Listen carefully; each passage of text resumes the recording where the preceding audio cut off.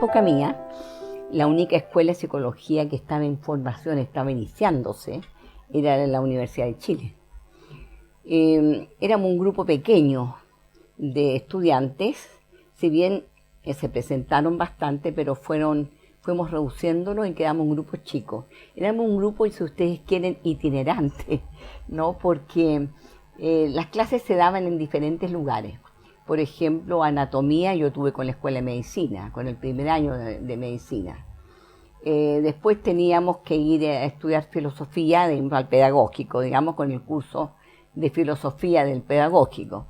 Y así teníamos clases con los otros cursos que se daban dentro de la Universidad de Chile.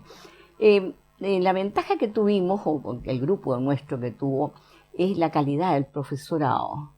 Eran profesores de alguna manera de alta calidad, ¿no? Por ejemplo, los que después fueron a formar parte, por ejemplo, en biología de la Facultad de Ciencias, ¿no? Es decir, de filosofía, por ejemplo, yo tuve a Lucho Yarzún, que fue un profesor muy connotado. Entonces, tuvimos esa facilidad, si bien éramos un grupo itinerante que teníamos que movernos por todo Santiago de alguna manera, ¿no? Y bueno, hay anécdotas divertidas. Ahí en ese grupo estaba al principio la hija de Gómez Milla, que era la única que tenía auto, digamos, y tenía un auto, una especie de Oldsmobile grande, donde nos metíamos todos los que podíamos adentro de eso para poder movernos de una parte para otra, porque teníamos que estar desde la escuela de medicina a volvernos al pedagógico. Bueno, en ese tiempo fue interesante porque había una cierta pugna entre si esta escuela futura de psicólogo iba a ser parte de la escuela de medicina, o sea, de la Facultad de Medicina, o iba a pertenecer a la educación y humanidades, digamos, como sería el pedagógico. Primó esta última, y por eso que quedó formando parte de esta facultad, ¿no? Lo mismo que también se discutía en esa época si era licenciatura nada más y que el título de psicólogo se obtuvo como después, en el sentido de que era una discusión que se daba a nivel de la rectoría de la universidad. Habían algunos que pensaban de que el título de sociólogo o de psicólogo era algo que como que no correspondía, que era algo que pertenecería a un posgrado, siguiendo un poco la tradición europea, como habían muchos profesores que habían sido formados en Europa. Pero fue interesante y creo que tuvimos una buena formación. Era mucho más exigente de lo que de alguna manera pensamos que son las carreras hoy en día, ¿no? Teníamos mucho más. Por ejemplo, un paso práctico en anatomía no se podía perder. Es decir, había que recuperarlo sí o sí, digamos. Es decir, habían ciertas normas bastante estrictas. Así que fue una experiencia, yo diría, buena. Fue bastante satisfactoria para mí, digamos. ¿Cómo llegó usted a estudiar psicología? ¿Y qué año más o menos? Yo me recibí el año 60, así que entré el 54 y terminé el año 60. ¿Por qué psicología? Creo que me interesó desde siempre, porque desde la secundaria me interesó. Tenía una profesora, yo estudié en el Liceo 7 de niñas en ese momento, y entonces la profesora de filosofía era una doctora en psicología que se había formado en Berlín. Y en alguna manera trajo, en realidad la clase de filosofía era traer un poco a Freud y hacernos leer a Freud, a la cual ella le interesaba bastante en esa época. Así que creo que de ahí me interesó la idea de estudiar psicología. Bueno, como les digo, psicología era una cosa totalmente nueva, no, casi inexistente. Así que me acuerdo de que cuando fui al pedagógico a preguntar era una cosa particular, era como se está formando una escuela de psicología, ¿no? Entonces, esos fueron como mis primeros movimientos hacia. También tuve la duda de estudiar medicina, pero como en un primer momento tuve la duda, pero lo que pasa era que yo me casé muy joven, entonces estudié de casada. Entonces eso significaba que no podía dedicarle tanto tiempo a medicina, así que estudié psicología, que era más. ¿Y psicología iba asociada con el psicoanálisis? No necesariamente, porque en su caso. En mi caso, asociada en el sentido de que... ¿El interés por la psicología como interés? Claro, no, como interés, sí, como interés siempre me permaneció. En que me interesaba más que nada la investigación. De hecho, estuve bastante cercana al grupo de psicofisiología de la universidad, que era un grupo bastante homogéneo de gente investigadora, y de hecho la memoria la hice en psicofisiología. Sí que estuve digamos, me interesaba sobre todo la investigación, y claro, el psicoanálisis me interesaba como la posibilidad de conocer la mente humana, es decir, la mente me interesaba, ¿no? El ser humano más que nada. Cualquiera, digamos, formación que tuviera que ver con eso. ¿Y cómo llegó al psicoanálisis? El psicoanálisis llegué propiamente tal porque yo tan pronto me recibí, me contrataron en el Instituto Central de Psicología, que era un instituto de investigación. Y una de las personas que había ahí era un miembro de la Sociedad Psicoanalítica.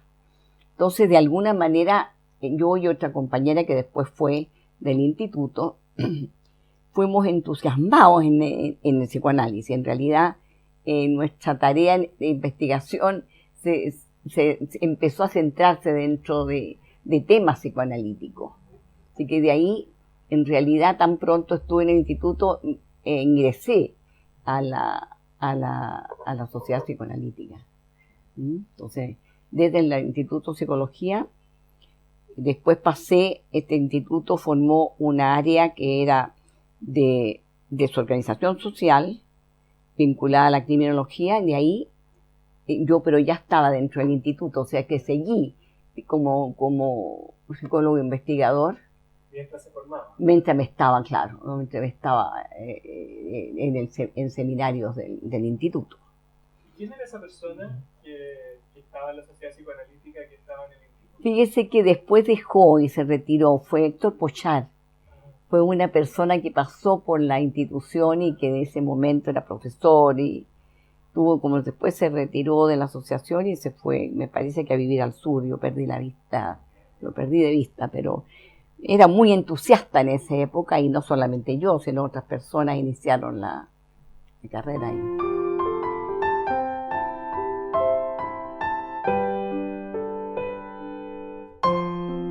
Éramos poco, por ejemplo, yo tuve compañera a la Isolda Armijo, a la Eliana Corona también, que era que venía del Calvo Manqueda. Tanto la Isolda como la Eliana venían del Calvo Manqueda. Después tuve otra compañera que, digamos, lamentablemente falleció durante la formación, que fue la Olga Salgado.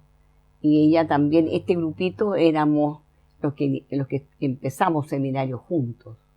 Puras mujeres. En ese momento sí, claro, puras mujeres, y muy pocas, ¿no?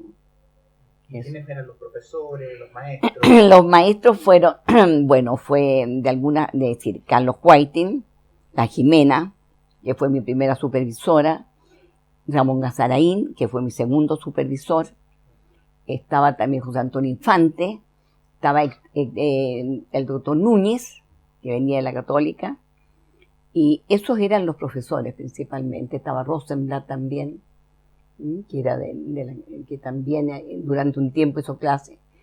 Con Ignacio Mate tuvimos poco contacto, porque ya estaba él en planes de irse a vivir a Roma, así que las clases que teníamos programadas en realidad él no las realizó. Lo conocí sí a Ignacio Mate en la clínica psiquiátrica, porque teníamos que hacer un año de práctica, ¿no?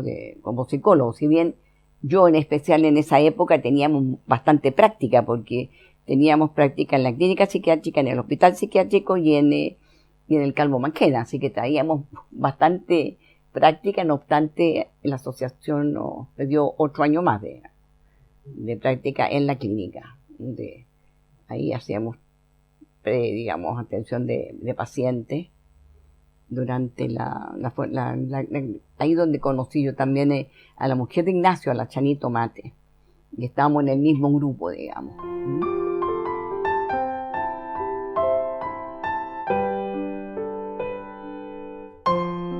Mire, en realidad todo, bueno, la Jimena tenía su estilo particular, y hasta el día de hoy, digamos, muy importante dentro de la institución y también marcador en cuanto ella trajo todo lo que es la formación argentina, digamos, la tradición argentina y de alguna manera lo kleiniano básicamente, y la importancia del encuadre. Yo creo que a mí me quedó bastante claro con la Jimena algo del valor del encuadre.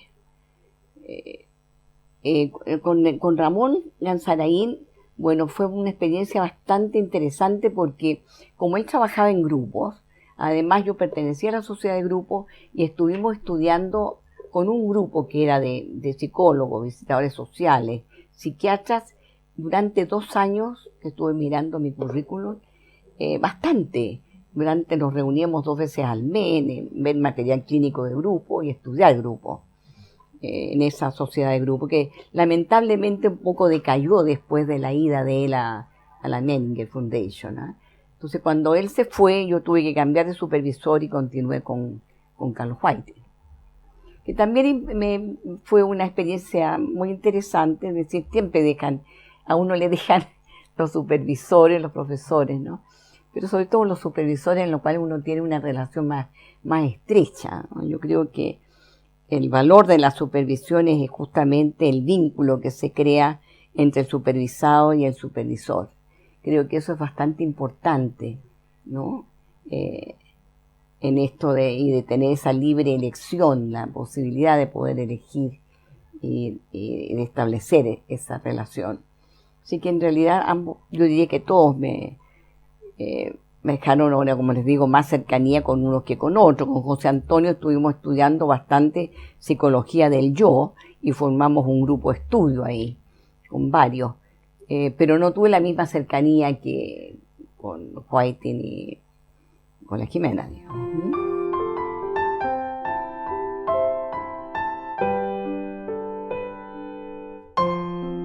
Bueno, de alguna forma, cuando yo entré, había habido ya yo tengo la impresión que algún tipo de movimiento había pasado ya el congreso que había ocurrido aquí, a la cual yo asistía, ese congreso por interés, digamos, no estaba dentro de la institución todavía el congreso de psicoanálisis que se había dado acá, y muchos se habían dispersado, había habido una cierta diáspora de personas, como Rosenblatt, estaban más alejados. Entonces, de alguna manera, el clima era, había bastante separación entre, llamémosle candidatos, como se decía en esa época, y analistas. De todas maneras, los analistas de uno prácticamente no sabían nada. Se mantenía un encuadre muy estricto y era, digamos, no asistíamos a muchas de las reuniones científicas, eran algunas para los analistas de información y otros para los miembros, digamos. Así que ahí ese clima era un poco separado, era como muy definido. Éramos candidatos, digamos, y como tales estábamos sujetos a evaluaciones. Esa era una clara idea de evaluaciones y de estar en tránsito también, ¿no?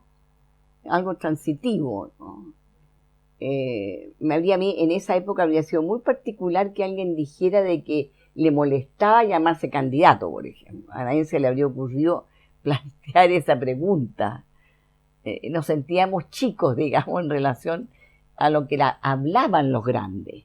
Por ejemplo, Núñez era un profesor de la Facultad de la Católica, es decir, era una persona que también tenía una opinión y una opinión valiosa, es decir, había mucha distancia entre lo que nosotros nos consideramos como candidatos y lo que eran los mayores, llamémosle, los profesores. Y eso era notorio, eso se mantuvo durante, por lo menos, lo tuve yo bastante claro durante mi formación hasta devenirme en miembro asociado. Mire, yo fui objeto, digamos, de los viajes de mi analista al exterior, así que recibí la influencia de todo del análisis británico. Yo me analicé a 5 sesiones a la semana y entonces de alguna manera tuve esa influencia muy directa de que la Erika viajaba y pasaba meses, digamos, en Londres, seguramente, ¿no?, en supervisiones y análisis personal. De manera que recibí bastante el sello del análisis kleiniano, ¿no? Probablemente el analista de la EDICA era Herbert Rosenfeld. Así que yo creo que media nieta de Rosenfeld.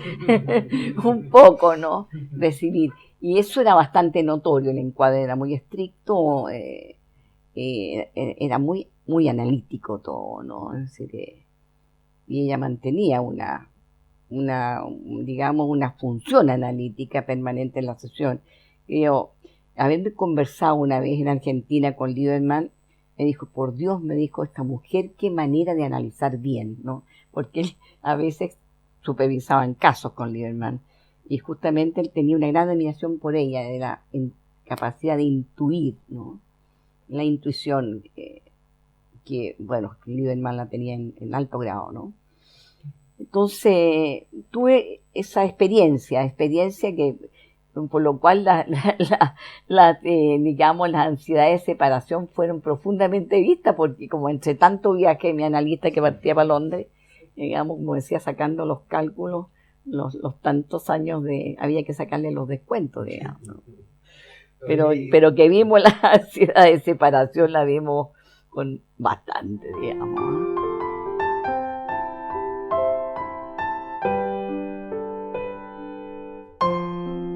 Bueno, yo diría que la estancia en Argentina fue una experiencia realmente de cambio catastrófico en el buen sentido de la palabra, en el sentido bioniano del cambio, fue una transformación. Yo diría que en ese momento me encontré con un grupo primero en que estaba lleno de entusiasmo por devenirse en una sociedad psicoanalítica independiente, ¿no? No depender directamente tan directamente de Buenos Aires. Y además... ¿Esto era dónde y cuándo? Bueno, yo me fui el 72, es decir, me fui al 73 en realidad, porque ya el 72, finales del 72, como el comienzo del 73, me fui a vivir a Mendoza. Y de ahí, acuérdense que por Mendoza había pasado Echegoyen. Echegoyen había tenido todo un proceso, pero había sido un formador de gente, un entusiasta formador, y se había emigrado a Buenos Aires por diversas razones parece que política y todo, de manera que había dejado un germen importante ahí, que este grupo era muy entusiasta de venirse en una sociedad. Y el interés que ellos tuvieron cuando yo pensé en tener, por razones de trabajo mi marido, tener que irme a Argentina, el interés que ellos tuvieron en mi persona, que yo era absolutamente desconocida, era eso, de que formaba el cuarto miembro para formar un grupo de estudio. Entonces, como era un miembro asociado del Internacional, porque yo me había recibido aquí, entonces era el cuarto que ellos necesitaban, porque tenían 3, entonces formaba, yo era el cuarto, ¿no? Entonces, fui muy bien recibida, realmente fui muy recibida y ayudada, digamos, en fin, inmediatamente tenía pacientes, inmediatamente me puse a trabajar y bueno, y seguí entonces con ello todo lo que significa el trámite en la IPA de constituirse en una sociedad definitiva. Y bueno, teníamos sponsoring committee, y que eran, fue una época de bastante exigencia, yo diría, de tipo de trabajo, muy, muy exigida, porque teníamos visitas constantes de profesores. Sí, la analista de mis colegas era la Clara Ruiz Garacino, la Clarita, que venía de Buenos Aires. Pero ella solamente analizaba, ella no hacía ni clases, no hacía supervisiones, no hacía nada. Solamente analizaba y mantenía el setting estricto, y ya me molé en ese sentido. Entonces todos los profesores eran de Buenos Aires, así que teníamos que, para poder hacer méritos ante la internacional y tener que cumplir las normas, teníamos visitas permanentes, es decir, y trabajos como supervisores, como miembros del Sponsoring Committee, que tuvimos dos momentos. El primero que nombraron ahí fue Ángel Garma, como presidente del Sponsoring Committee, la Mantora Internacional, pero se enfermó Karma y entonces de ahí nombraron a Lieberman, que era nuestro Sponsoring Committee, que lo menos que viajaba era 2 veces al mes, ¿no? Entonces supervisaba y ahí estudiamos con él algo que, claro, que yo creo que es algo muy interesante, que a raíz de las transformaciones, ¿no? Bueno, tener contacto con él, que era el autor de todo este enfoque analítico de la teoría psicoanalítica y la comunicación. Un analista de alguna manera con una gran formación, porque él escribe estos textos, digamos, que requieren una gran, fíjese que esto es lingüística, interacción comunicativa y psicoanálisis. Así que es un intento de integración de 3 enfoques científicos sumamente complejos, como es la lingüística de alguna manera. Entonces tuvimos la oportunidad de él tenerlo como el transmisor de sus propias teorías, así que estuvimos estudiando más o menos muy intensamente durante 2 años seguidos, y teníamos otros también, personas que viajaban como Darío Sor. Con Darío Sor, para mí fue uno de los impactos también y un gran acercamiento a Bion. Con Darío conocí a Bion yo. De alguna manera tuvimos bastante tiempo y con Darío supervisé muchos años en Mendoza, en Santiago y en Buenos Aires. Entonces la influencia de él fue bastante importante para mí hasta el día de hoy, y mi interés por Bion realmente deriva mucho de mi vínculo con él, ¿no? Una persona sumamente interesante, muy creativa, diríamos, que hasta el último momento, ¿no? Tenía esa capacidad, ese entusiasmo por el psicoanálisis. Otras personas que... Ahora, el cambio también muy fuerte para mí fue Brudny, ¿no? y Freud, porque me fui de acá sin saber absolutamente nada de Freud. Yo reconozco que en realidad nuestras falencias eran tremendas, porque en ese momento yo tuve esta persona que hacía Freud, nos trataba de enseñar Freud comparándola con la Melanie Klein, lo cual era absolutamente imposible. De ahí saqué una enseñanza yo como profesora de uno no puede enseñar comparando ningún autor con otro. Por eso que a veces yo soy un poquito rígida en el sentido, mire, estamos viendo este autor aquí con este autor. No aprendí nada de Freud, por supuesto, tampoco de Klein. Entonces, porque era una mezcolanza de una cosa que no nos daba a nosotros, ¿no? No teníamos una práctica ni una experiencia como para poder... Uno tiene que saber mucho para poder entrar a comparar 2 autores, tiene que haber conocido en profundidad. De manera de que tuve la experiencia de empezar casi de cero con Brudny, y Brudny hacía clases en Mendoza. Y tenía que hacer clases para el primer año de miembro, así que ahí estábamos todos, especialmente yo, digamos, como alumna, digamos, desde todo el curso cronológico de Freud.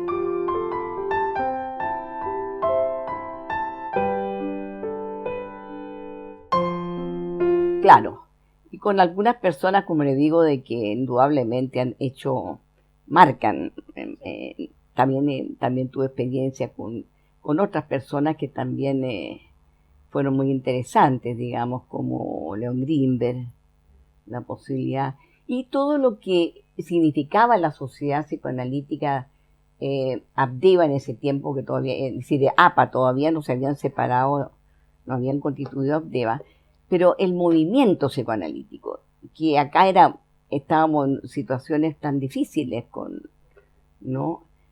Allá, ¿qué es lo que pasaba? Era gran cantidad de gente muy interesada, y habían simposios, por ejemplo, los simposios internos de APA eran realmente como congreso. ¿En qué sentido?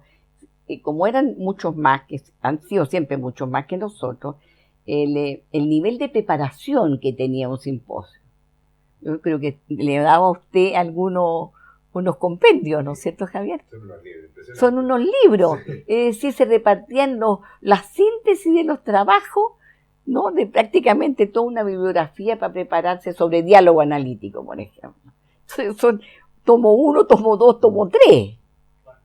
Entonces, ese nivel, nosotros nunca lo hemos alcanzado, ese nivel de...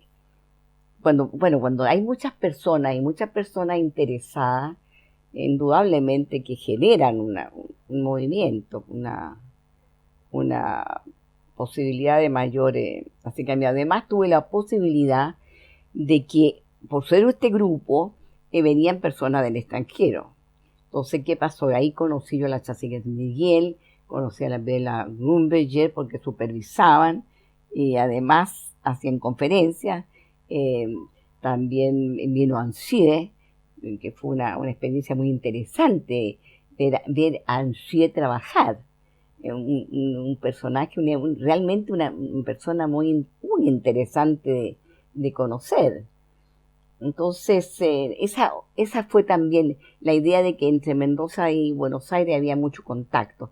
Y ahí es donde se generaron estas jornadas trasandinas, que fueron los orígenes de la Jimena con la Clarita Ruiz Garacino, que en un primer momento fueron muy interesantes porque aunaron todas las sociedades que no eran, digamos, Buenos Aires, por ejemplo, Rosario, Mar del Plata, y estaba la peruana también, fuera de Mendoza, ¿no?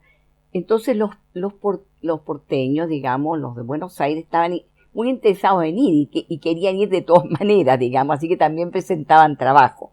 O sea que se formó originariamente ahí una jornada muy, muy interesante. Yo creo que rescatar esos trabajos que se presentaron en esa jornada es una tarea interesante, rescatarlo, eran buenos.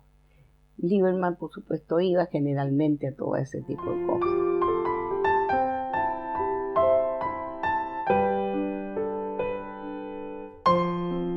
Claro, porque yo me representé, nosotros teníamos un sponsoring committee, y ese sponsoring committee de alguna forma tenía que validar a los que se iban formando en esta sociedad provisional, llamémosle de Mendoza, y también a los que ascendían, digamos, dentro de la carrera académica. Entonces, yo me presenté como postulante a ser analista de candidato, analista didáctica, al Sponsoring Committee. Entonces, ahí tuve que presentar un trabajo teórico clínico y además de tener que hacer un coloquio teórico clínico, que tenía que ver con presentar material clínico ante el sponsoring que era, en este caso, formado por la Inga del Villarreal, la Mercedes Garbarino, estaba Zimmerman, estaba Lieberman. Entonces tenía que presentar un material clínico, discutir con ellos que me iban a hacer preguntas acerca, y además un coloquio institucional, es decir, de conocimiento institucional de la IPA y de todo lo que podía significar porque se supone que las funciones didácticas tienen que ver con la institución.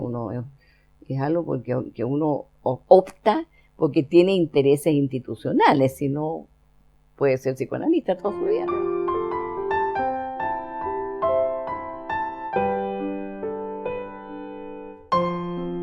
Bueno, de alguna manera no fue sin ciertas dificultades, porque de alguna manera volverse a integrar cuando uno ha dejado tanto tiempo, probablemente fue ambivalentemente aceptada, digamos. No creo que haya sido necesariamente que bien que llega alguien de afuera, ¿no? En algunos sí, porque de alguna manera se reconocía que de alguna forma había tenido una formación afuera, pues, o sea que de alguna manera no era, podía ser un aporte, eso sí, se reconocía, porque bueno, yo mandé mi currículum, todo lo que había hecho afuera. Y había unas cosas que sí pero también era alguien que viene de afuera. Siempre que alguien viene de afuera genera una turbulencia emocional en un grupo. Así que eso, para algunos parecía que que es ser analista didáctica del Sponsoring Committee o del Internacional, podía haber tenido, de hecho, hubo, ¿no es cierto? Claro, por supuesto, tuve unas entrevistas para ver si me aceptaban o no como analista didáctico en Chile, ¿no? No solamente desde la Internacional o de cosas. Sí, al final primó la idea de validar, digamos, esta presentación, dado que había estos antecedentes de que no era una cosa, sino que era había sido otorgado a través de un examen, si ustedes quieren, de una presentación.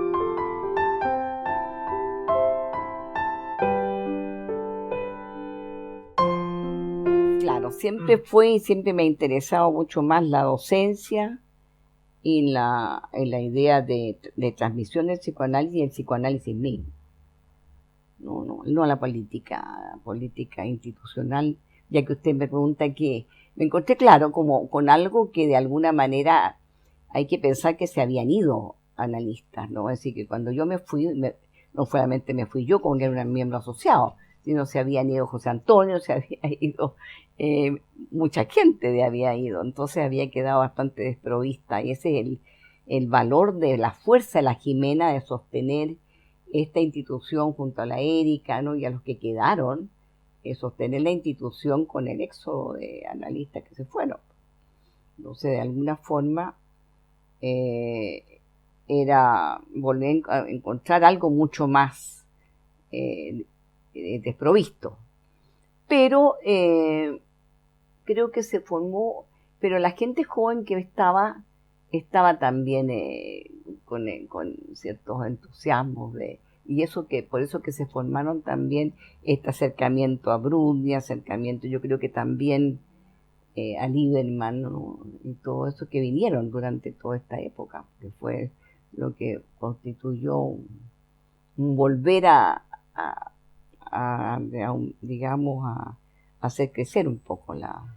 Y ya que estamos hablando de la institución, ¿considera importante la institución para el psicoanálisis? Yo lo considero vital. ¿En qué sentido? Es como todas las instituciones, en todos los rubros, digamos, de la ciencia, necesitan algún lugar donde hablar de lo que a ellos les interese.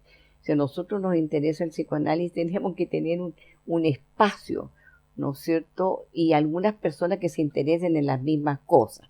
Así como los artistas se juntan entre los artistas, digamos, los poetas se juntan entre los poetas, bueno, nosotros también, de alguna manera, creo que necesitamos de una institución, de alguna manera, en que, bueno, el ideal de uno es que la institución prime, ¿no es cierto?, el interés científico sobre cualquier otro interés político, que por lo demás, mi opinión personal es que no tiene mucho valor el interés político, porque no sé qué gran influencia podemos tener nosotros como psicoanalistas. Lamentablemente, sería ideal que tuviéramos más dentro de un gobierno, dentro de una política pública de salud, por ejemplo, o de justicia sobre todo, ¿no? Sería ideal que la tuviéramos, pero nos movemos en un terreno bastante difícil. Entonces, cuando se habla de política, no sé de qué poder se habla realmente. Cuando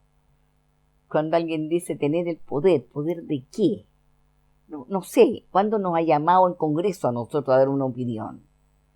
¿Cuánto el Sename nos ha dicho qué opinan los psicoanalistas de cómo tiene que ser una institución?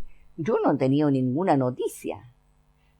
Cuando volví a Argentina, y daba que allá la influencia de los psicoanalistas es mucho mayor en la salud, venía con idea justamente de que poder hacer algo, y como a través de mi marido conocía a algunos médicos importantes de la Católica, sobre todo, de todo el departamento de cardiología, de alguna forma me fue imposible, a pesar de la influencia de ciertas personas, de tener como psicoanalista y como institución, tener alguna entrada en el departamento de cardiología.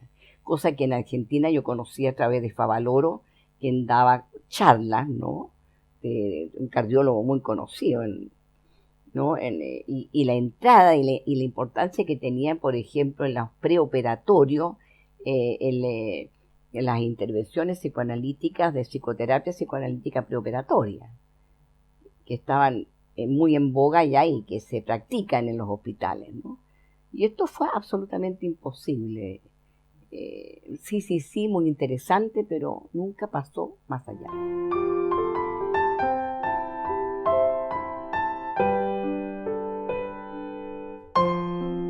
Para mí el psicoanálisis es como un ensayo, como una idea, un proyecto, una idea de, más que nada un ensayo, la idea de poder, a través de este método que nosotros tenemos, que es particular nuestro, de poder conocer en la mente humana. Así que de alguna manera es como un proyecto, es algo que está en evolución. Yo pienso el psicoanálisis como lo mismo que piensan, ¿no?, de alguna manera los astrónomos, ¿no?, de un universo en expansión. Yo veo que de alguna manera el psicoanálisis va a sobrevivir porque justamente es la posibilidad de expansión, de poder pensar lo impensado o lo impensable. Entonces, esa es mi postura frente al análisis, y de estar siempre hacia el futuro, siempre hacia lo que todavía no ocurre. Por ejemplo, la aproximación a lo subliminal, a lo supra, ¿no?, también. Entonces, en ese sentido, en este momento pienso que el cambio, ¿no?, que yo he podido tener en cuanto a psicoanalizar es la menor tendencia a la certidumbre. Es decir, pienso mucho más que en términos, acercándonos más al pensamiento bioniano, de que estamos siempre en términos de probabilidades, no de certeza. Entonces, el principio de certidumbre para mí tiene bastante valor en este momento, como manera de pensar y como manera de psicoanalizar también. Pienso de que no habría abandonado yo un poco esa tendencia a decir esto es de determinada manera, ¿no?, la certidumbre absoluta, ¿no? Y pienso de que esta actividad de psicoanalizar y la importancia es tan importante como el alimentarse, digamos. Es muy difícil. Es decir, que uno nace, digamos. Yo tengo, leyendo un artículo último de los últimos escritos de Bion, que me parece muy interesante, porque apunta a ciertas cosas como es la concepción del hombre. Yo la comparto bastante. Por ejemplo, uno nace y tiene que adaptarse a un mundo exterior, tiene que sobrevivir, sobrevivir de un estado básico de desamparo, pero no solamente tiene que sobrevivir en un sentido de sobrevivir en un grupo humano, sino que también tiene que contar que tiene que tratar con su propia personalidad que viene de entrada. Entonces, en ese sentido, mientras más uno se conoce a sí mismo, mejor posibilidades tiene de vivir mejor su vida, porque uno tiene que contar con uno, que es lo único de lo cual no se puede desprender, consecuencias catastróficas. Entonces, cuando alguien dice, mire, que viene a psicoanalizarse, me parece tan vital, porque es de la única persona de la cual no se puede escapar de sí mismo.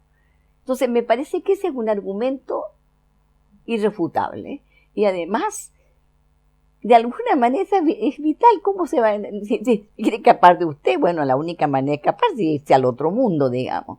Entonces, es vital psicoanalizarse. Creo que ojalá las personas que lo pueden hacer, porque van a tener que vivir con ellos hasta el momento de la muerte. Entonces, mientras mejor uno sepa de uno, mejor va a vivir y mejor van a vivir los demás también, ¿no? Porque tiene más posibilidad de prever, tiene más posibilidades de evitar. Ahora, hay cosas que dice Bion ahí que me parecen muy interesantes. La idea de que el psicoanálisis actual es difícil. ¿Por qué? Porque estamos en un mundo en el cual las personas cada vez tienen menos paciencia. Entonces, no toleran, nosotros cuando nuestros pacientes llegan, no toleran el que algo evolucione. Por ejemplo, al llegar en un estado mental y rápidamente quiere que el analista se los quite, como si la única manera de tratar con los hechos de la vida fuera encontrarles una solución. Entonces, esa mentalidad es antianalítica. Se fijan, nosotros navegamos en un mundo en que no somos muy populares. Porque cuando le decimos, señora, no es necesario que usted tome un antidepresivo tan luego. A ver, deje que evolucione su estado. A lo mejor mañana no va a ser la misma. No va a tener el mismo sentimiento que hoy día la tiene. Entonces, ese es un problema porque la cultura actual no favorece este estado que es natural de que hay que permitir que las cosas evolucionen, tengan un curso.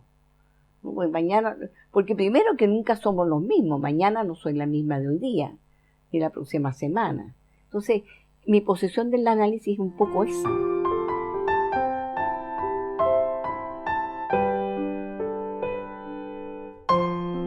Primero que favorezco en todo lo posible, en lo que sea posible, porque dada, como le digo, las circunstancias actuales no es tan fácil, es una frecuencia que lo permita, que permita que haya una cierta continuidad en un proceso.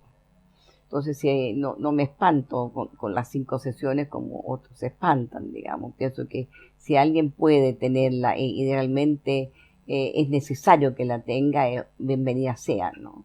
Porque de alguna manera va a permitir que alguien vaya profundizando, porque en el análisis la única manera de ir más rápido es a través de la profundización. Si uno tiene una sesión a la semana, ¿qué profundidad va a poder tener? No le alcanzan a contar todas las cosas que pasaron en la semana cuando ya se acabó la hora. ¿Mm? Entonces, para mí la frecuencia tiene importancia. ¿Mm? Entonces, ahora, que cambió un poco esta mirada futurista. Un poco la idea de ser un poco la idea de que la interpretación, que es lo único que nos permitimos hacer con el paciente, interpretarle, tenga un carácter de futuro, de que de alguna manera sea formulada en que se amplíe el campo visual. Entonces, pierde el carácter, si usted quiere, de certeza que tenía antes, ¿no?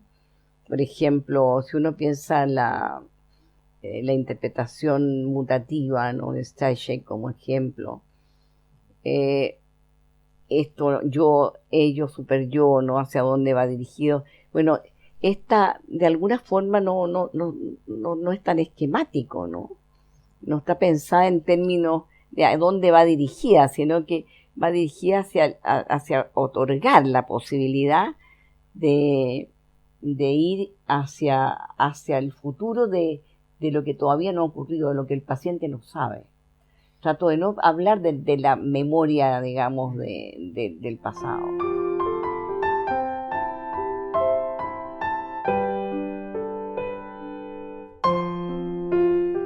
Es porque justamente representa más lo que llamaríamos lo que la tendencia actual de la ciencia, básicamente. Es la manera de pensar, porque incluye, digamos, al incluir el principio de incertidumbre, de alguna manera nos cambia de manera de ver los hechos. El hecho de que, digamos, tome en cuenta de que no hay una absoluta seguridad acerca de lo que podríamos ubicar como definitivo. Se fija en el hecho de incluir, bueno, es que hay muchas ideas de Bion que a mí me interesa. Me interesa por lo actual, porque coincide un poco con los tiempos modernos. Eso me interesa. Más de acuerdo con esto que con la idea del determinismo. Entonces en ese sentido, Bion me interesa más por esa proximidad. Después me interesa por las concepciones que tiene del ser humano y que de alguna manera no lo aleja como en el siglo XIX, de su cualidad de animal humano. Entonces, eso para mí es muy importante. Yo lo tomo mucho en cuenta. Para mí es no perder de vista que nuestras cualidades, nuestro base no la tenemos que perder, que somos animales humanos y por lo tanto compartimos con otros mamíferos muchas características. Unas características que no nos gustan mucho, como es la capacidad de violencia que tenemos. Entonces, esto me interesa mucho, esto es básico para mí. No haberse alejado tanto como para hacer del hombre un ser especial, como un ente, digamos, con cualidades tan especiales que lo hace extraordinariamente bueno, extraordinariamente altruista. Entonces, como estas cosas no se toman en cuenta, no somos capaces de gobernarnos, porque al no considerar esta cualidad, compartir con nuestra parte de animal humano, no podemos tomar medidas, ¿no? Somos, digamos, animales tremendamente depredadores, cuestión de mirar en el entorno nomás. Entonces, eso yo creo que Bion ha puesto un punto de énfasis. O sea, lo que son parte de la naturaleza. Claro, lo que es parte de la naturaleza y que somos animales gregarios y por lo tanto la necesidad que ustedes me preguntaban de la institución está dentro de la naturaleza, pues si somos animales gregarios buscamos la realization de eso gregario, para nuestro bien y para nuestro mal. Pero de alguna manera eso hace que de alguna forma la experiencia de grupo sea importante. Entonces, el grupo que forman dos, el analista y el analizado, en que de alguna manera, como él dice, mire, lo que más se ocurre dentro de una sesión analítica es la emoción que más se da es el odio. Entonces, esa idea de poder rescatar lo que significa, por ejemplo, la transferencia, en ese sentido de que va a haber transferencia y va a haber transferencia de odio. Se van dos bestias, dice.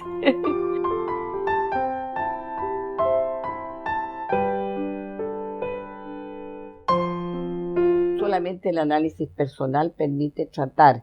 Ahora, ¿qué violencia? Porque habría que ver la violencia,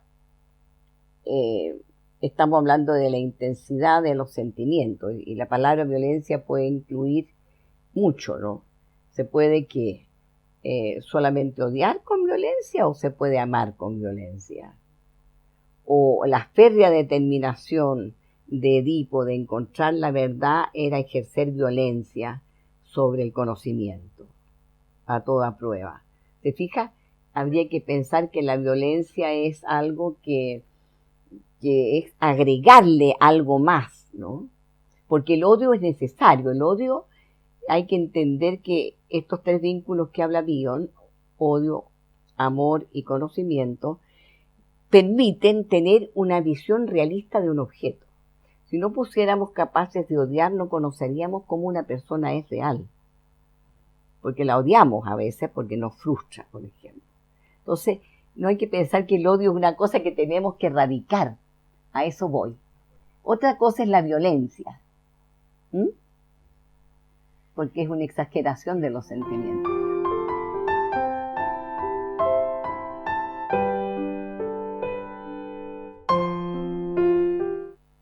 A la Peché. Bueno, todavía no tengo una opinión terminada primero. Estoy en estoy en proceso de... La veo en un momento de cambio que probablemente viene, digamos, produciéndose o movimientos o turbulencias. Ahora, las turbulencias están en toda institución porque las instituciones, por sus características, son como rígidas. Bion dice que son muertas, fíjese. Están muertas, dice, ¿no? Son como la capa, como la epidermis, ¿no? Células muertas. Pero lo que está dentro está vivo. O sea que la turbulencia es propia de una institución. Ahora, en este momento veo que va hacia está en plena turbulencia y de probablemente buscando algunas definiciones. Creo que de alguna manera no está claro. Encuentro que las personas que buscan cambio no son no tienen o muy claro cómo quieren expresar los cambios que quieren. Así que para mí es una incógnita. ¿Qué es lo que quieren? En realidad, por eso que digo que no tengo una fórmula, una idea totalmente terminada. Es decir, estoy en el estado en que yo le estoy diciendo, estoy esperando una evolución, que algo evolucione para poder tener una opinión, porque todavía no me la he formado.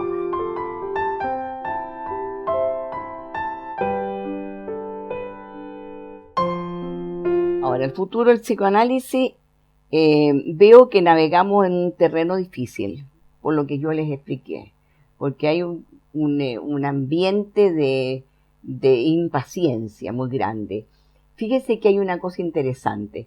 Cuando esta impaciencia moviliza a buscar soluciones, fíjese que mata la curiosidad, cosa que me pareció una cosa muy interesante. Por eso que vieron en esta coloquio que tenía con Andre Green, discuten tanto sobre esa famosa frase de Blanchot que dice que la respuesta es la actitud de la cuestión. Es decir, que lo que hace la solución es matar la curiosidad. Entonces, de eso tendríamos, yo diría que institucionalmente yo me cuidaría de eso. Por eso que una de las cosas que pienso que estas jornadas de reflexión tienen que continuar el tiempo que sea necesario para que algo evolucione. Esto de encontrar soluciones es matar la cosa.